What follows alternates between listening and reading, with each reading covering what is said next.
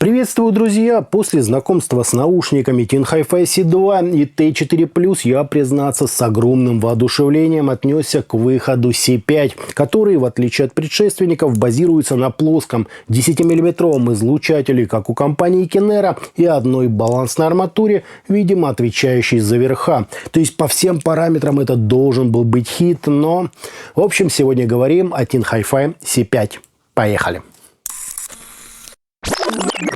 Пришли наушники в небольшой коробке с логотипом производителя, надписью C5 и изображением какой-то планеты. По характеристикам нам известно, что внутри стоит плоский драйвер 10 на 10 мм с импедансом 9 Ом и чувствительностью 101 дБ.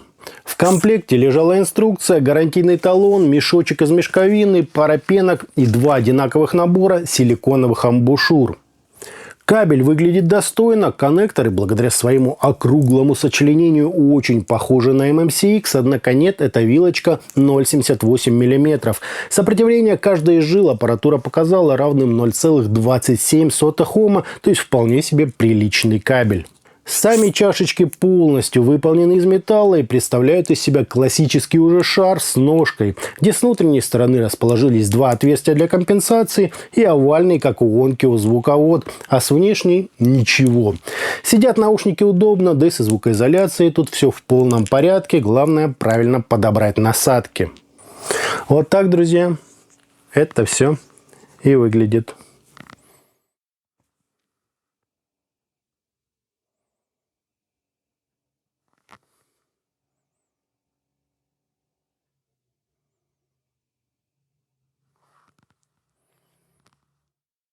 По измерениям у нас прямо вальяжный импульс, небольшие расхождения между левым и правым каналом и искажения в пике, достигающие 0,5%, что довольно-таки неплохо.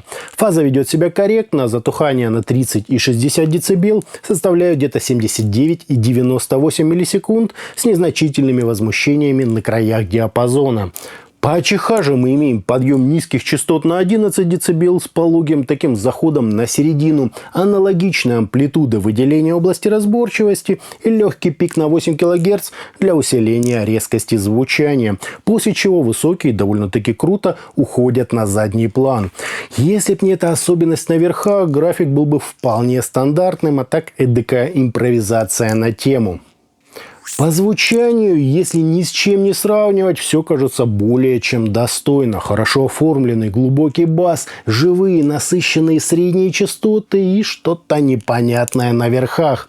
Если оставить как есть, то буквально через 10 минут слух адаптируется и начинает казаться, что все здесь просто чудесно. Прекрасная прорисовка, выразительность, завидная мелодика, акустически правильный вес, разделение и передача эмоциональной составляющей трека. То есть, вообще не докопаешься. Однако, если взять хоть что-нибудь для сравнения, мы тут же спотыкаемся на высоких частотах, которые тут не просто быстро затухают, лишая нас воздуха и всевозможных послезвучий, но и придают звучанию эдакую глухоту. Ее еще называют эффект бочки из замкнутого пространства. Я довольно долго лоб в лоб сравнивал их с TIN Hi-Fi T4+, и за исключением высоких частот герои обзора превосходили их практически во всем. Более текстурные низкие частоты, не такая тяжелая середина, лучше разрешение, да и по динамике они кажутся заметно интереснее. Но довольно спорная настройка, TIN Hi-Fi все это буквально перечеркнули. Глухое звучание для 2023 года – это какой-то нонсенс. А если учесть, что за верха тут отвечает отдельный арматурный излучатель, моему удивлению просто нет предела.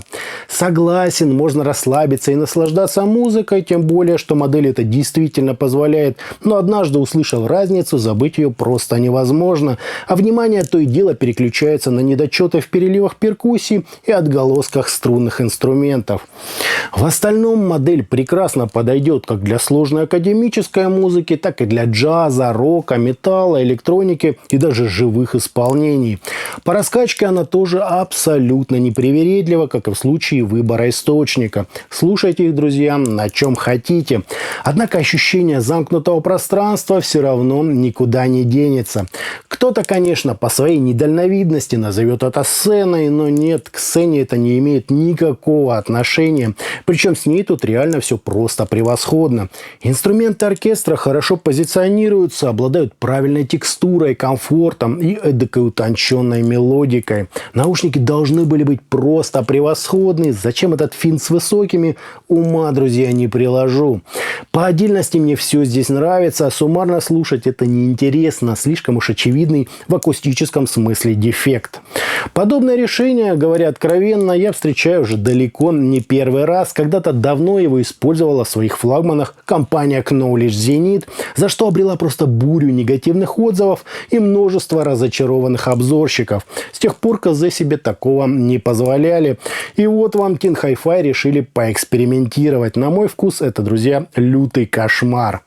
В общем, динамические наушники King Hi-Fi C5 нормально сидят. Кабели насадки в комплект положили хорошие, а вот настройка никуда не годится. Причем здесь отличный по скорости и глубине бас и насыщенные, хорошо очерченные, я бы даже сказал, певучие средние частоты. Но высокие просто хлам. Именно благодаря им звучание получается заметно глухим и гулким, словно мы находимся в сильно ограниченном пространстве. Мне реально очень понравился квадратный излучатель, однако суммарно получился так называемый дешевый звук. Слушать модель, конечно же, можно, даже легко поймать с ней вау-эффект, но к качественному звуку это не имеет никакого отношения. Эквалайзер бесспорно выход, но такое себе. Мне лично совсем не понравилось. Лучше доплатить и взять уже живую классику King Hi-Fi T4+. А на этом у меня все. Это были наушники King Hi-Fi C5. Всем добра, подписывайтесь, ставьте лайк и присоединяйтесь ко мне во ВКонтакте и Телеграме. Всем, друзья, добра!